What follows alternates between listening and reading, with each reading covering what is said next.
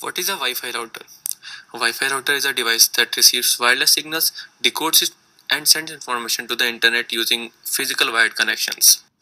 The process also works in reverse. That is, router receiving information from the internet, so you translating it into radio wireless signals and sending it to the computer. So wireless signals are electromagnetic waves traveling through the air. These are formed when electric energy travels to the piece of metal, that is antenna, and waves are formed around the piece of metal, that is also the antenna. And wireless signals are important because they can transfer information like audio, video, or voices data without use of any wires. Let's see what are the different types of the wireless signals. Basically, the signals are differentiated on the basis of the two criteria. The first one is the modulation and the second one is the frequency.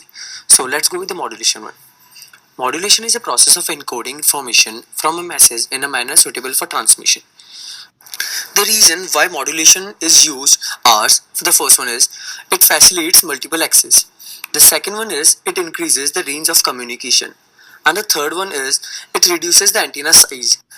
There are different types of modulation, such as analog modulation, digital modulation, amplitude modulation, and the frequency modulation. In Wi-Fi routers, we generally use the digital modulation. Let's move to the frequency.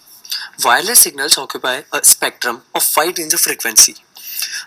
The property attenuation is basically determined by the frequency only. The more is the frequency, the less is the attenuation.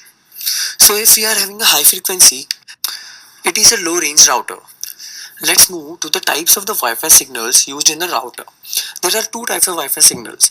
It basically depends on the frequency one. The first one is 2.4 GHz and the second one is the 5 GHz. So first one, the 2.4 GHz. A lower frequency, this is the more common Wi-Fi technology in use today. Many devices use it so the signals can become more crowded and interfere with each other. It can pass through walls and windows fairly well.